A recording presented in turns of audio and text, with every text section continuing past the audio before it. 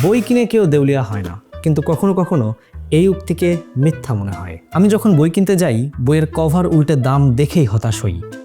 মাথায় বইয়ের ভূত, জানার পিপাসা আর পেশায় ছাত্র, কিছুতেই কোনো হিসাব মেলে না। কিন্তু দামের বিষয়ে জিজ্ঞাসা করলেই দোকানদার বলে, ভাই আর কিছুই করার নেই, কাগজের দাম তো বেশি।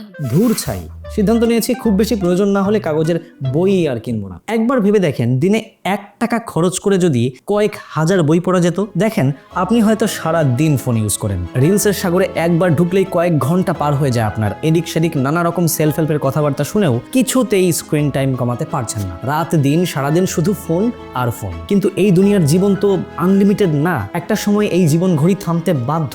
সুতরাং যতক্ষণ পর্যন্ত ঘড়ি থামছে না, আপনার জীবনের প্রত্যেকটা মোমেন্ট, প্রত্যেকটা মুহূর্ত সমান গুরুত্বপূর্ণ। তাই ফোন যখন চালাবেন, ভালো কাজেই চালান। 1 টাকায় কয়েক হাজার বই আর নিজের স্ক্রিন টাইম ভালো কাজে লাগিয়ে নিজের ব্রেইনকে বুস্ট করতে আমি সবসময় রিকমেন্ড করি কাব্যিক অডিও বুক। বাস, ট্রেন, মেট্রো রেল কিংবা রিক্সায় বসে জ্যাম, যে কোনো পরিস্থিতিতে কানে দিন ইয়ারফোন, ব্যাস হারিয়ে যান বইয়ের দুনিয়ায়।